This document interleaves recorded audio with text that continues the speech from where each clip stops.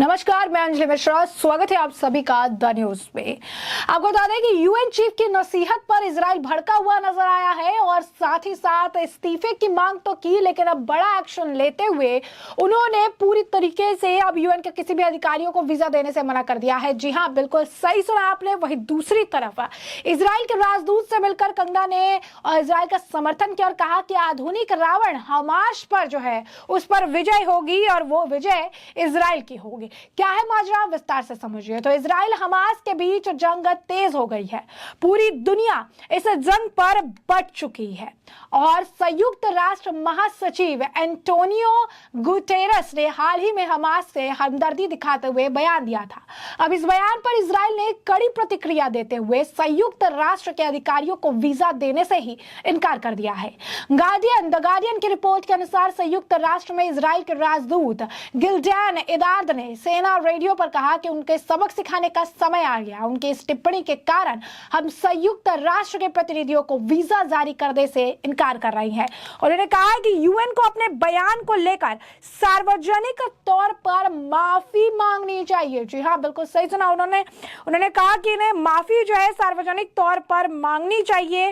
सार्वजनिक तौर पर आकर जो है लोगों से माफी मांगे तो फिर बात जो है बनेगी। तो उन्होंने स्पष्ट तौर पर सार्वजनिक तौर पर माफी मांगने की बात भी कर दी है। आपको बता दें कि उन्होंने कहा कि हमने पहले ही मानवीय मामलों के अवर महासचिव मार्टिन ग्रिफिथ्स को वीजा देने से इनकार कर दिया था और अब समय आ चुका है इन्हें सबक सिखाने का। और इसी वजह से लगातार अगर आप कहेंगे कि अब इस मामले को लेकर काफी ज्यादा अगर आप कहेंगे कि रणनीति के तहत काम किया जा रहा है और रिएक्शंस जो है वो लगातार देखने के लिए भी मिल रहे हैं। तो स्पष्ट तौर पर मुश्किलें बढ़ती हुई जा रही है। कोई भी इस वक्त अगर आप कहिए कि एक तरह से हमास के समर्थन में है तो इजराइल उसके लिए जीरो टॉलरेंस की नीति रख रहा है। इजराइल वोकल होकर अपनी बात रख रहा है। वही दूसरी तरफ बता दें कि इजराइल हमास के बीच बीते 2 सप्ताह से ज्यादा समय से युद्ध जारी है, लेकिन बीते कुछ दिनों में इजराइल ने गाजा पट्टी पर अपने हमलों को और तेज कर दिया है।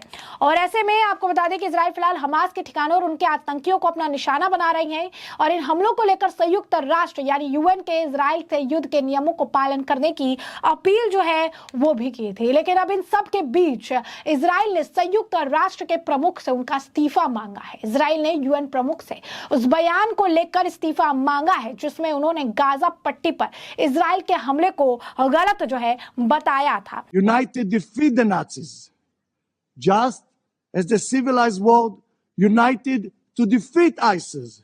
The civilized world has to stand united behind Israel to defeat Hamas. Let us no mistaken about Hamas' intention. I'm sure Secretary General, you can read it. Its charter clearly call for the destruction and elimination of the state of Israel. This will never be. Over 220 were taken hostage. Among the hostages, children who have seen their parents murdered. Holocaust survivor, elderly in need for care and medicine. We call for immediate, the Red Cross access to all the hostages and their unconditional release.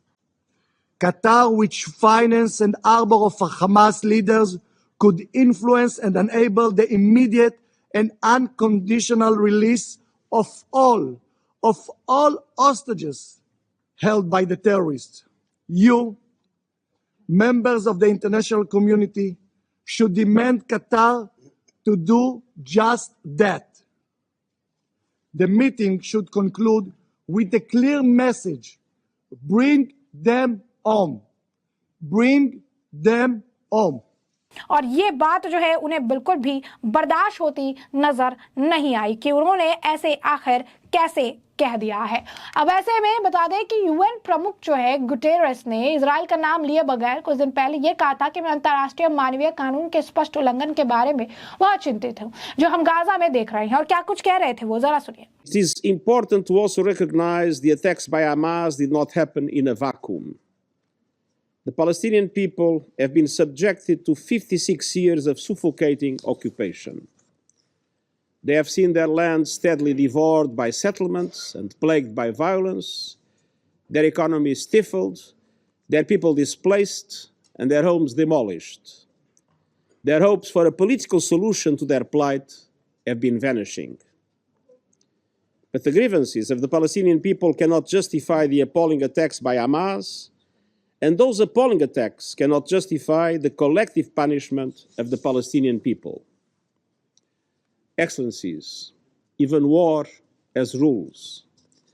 We must demand that all parties uphold and respect their obligations under international humanitarian law, take constant care in the conduct of military operations to spare civilians, and respect and protect hospitals, and respect the inviolability of UN facilities, which today are sheltering more than 600,000 Palestinians.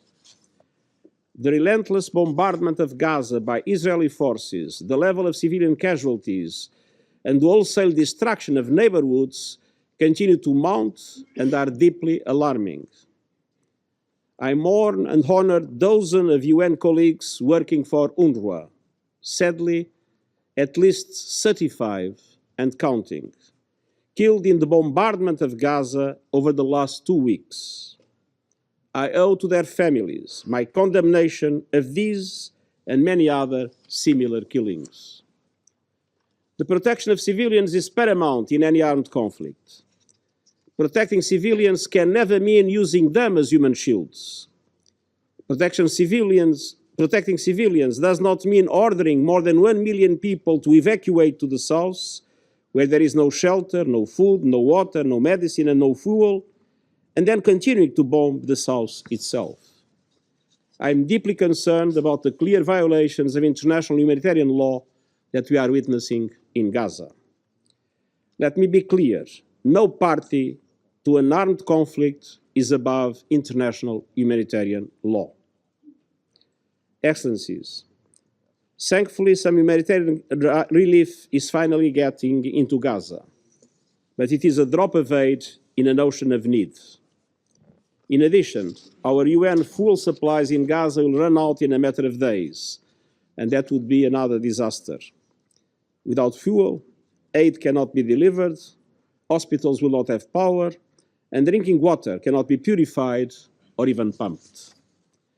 The people of Gaza need continuous aid delivery at a level that corresponds to the enormous needs, and that aid must be delivered without restrictions. I salute our UN colleagues and humanitarian partners in Gaza working under hazardous conditions and risking their lives to provide aid to those in need. They are an inspiration. तो जैसा कि आप सुन सकते हैं, उन्होंने कहा कि मैं स्पष्ट कर दूं, सशस्त्र संघर्ष में कोई भी पक्ष अंतर्राष्ट्रीय मानवीय कानून के ऊपर नहीं है। यहाँ पर वो हमास के लिए एक मिनट भी बोलते नजर नहीं है। उन्होंने गुटेरेस ने यह भी कहा कि हमास का हमला ऐसा ही नहीं हुआ क्योंकि फिलिस्तीनियों को बीते 56 वर्षों से के कब्जे का सामना करना पड़ा है। संयुक्त राष्ट्र सुरक्षा परिषद में इजराइल और हमास के बीच जंग पर चर्चा हो रही थी। चर्चा के दौरान इजराइल के राजदूत गिलाद एर्दान ने कहा कि जिस तरह से गुटेरेस ने इस मुद्दे पर अपनी समझ दिखाई, उससे साफ है कि वह इस पद पर बने रहने के लिए उपयुक्त नहीं है। वो उनके तुरंत इस्तीफे की बात भी करते हैं। सच तो ये भी है कि इस तरह के लोगों से बातचीत करने का कोई अर्थ नहीं रहता। ऐसे कुछ लोग जो इजराइल और यहूदियों के प्रति अत्याचार करने वालों के लिए संवेदना जताते हैं, उनसे बात करने का कोई मतलब नहीं रह जाता। इजरायली राजदूत ने यह भी कहा कि हमारे देश का रॉकेट से हमले किए जा रहे हैं। इन सबके बीच यूएन महासचिव के बयान से साफ है कि उन्हें इस इलाके की वास्तविक हालत के बारे में जानकारी नहीं और पूरी तरह अनजान है। हमास का हमला यूं ही नहीं हो गया। उनके बयान का सीधा अर्थ यह है कि वो आतंकवाद और हत्या के सहानुभूति दिखाते नजर आ रहे हैं। यह बड़े दुख की बात है कि इजराइल के दुख दर्द को वो भूल गए। तो वही आपको बता दें कि दूसरी तरफ बॉलीवुड की क्वीन दिल्ली के इजराइल के राजदूत से मिली है। हमास और इजराइल के युद्ध के बाद पूरी दुनिया दो हिस्सों में बंट चुकी है। एक धड़ा इजराइल का तो दूसरा फिलिस्तीन का साथ दे रहा है। कंगना ने इजराइल के राजदूत नाओर गिलोन से मिलकर अपना स्टैंड क्लियर कर दिया है।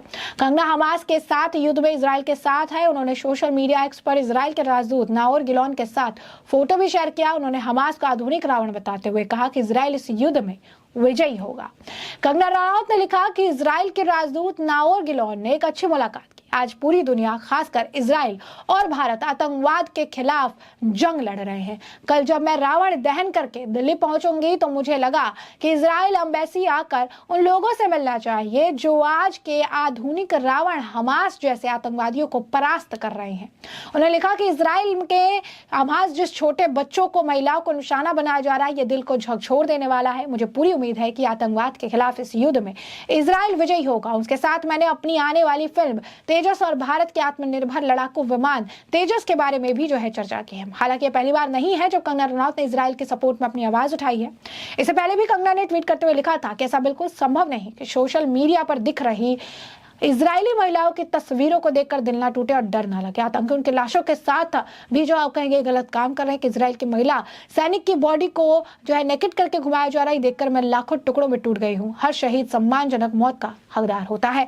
और ये बात जो है उनके द्वारा कही गई थी। तो एक तरफ आप देखेंगे तो इजराइल जो है लगातार एक्शंस ले रहा है, कड़ी प्रतिक्रिया दिखा रहा है। अब यूएन के अधिकारियों को वीजा देने से भी उनका इनकार कर दिया गया है। तो दूसरी तरफ कंगना रनौत जो है वो इनसे मिलती हुई नजर आई और पोस्ट डालकर अपनी प्रतिक्रिया जाहिर की। ऐसे में अब इस पूरे मामले पर आपकी भी जो राय हो हमें कमेंट सेक्शन में कमेंट करके जरूर साझा करिएगा।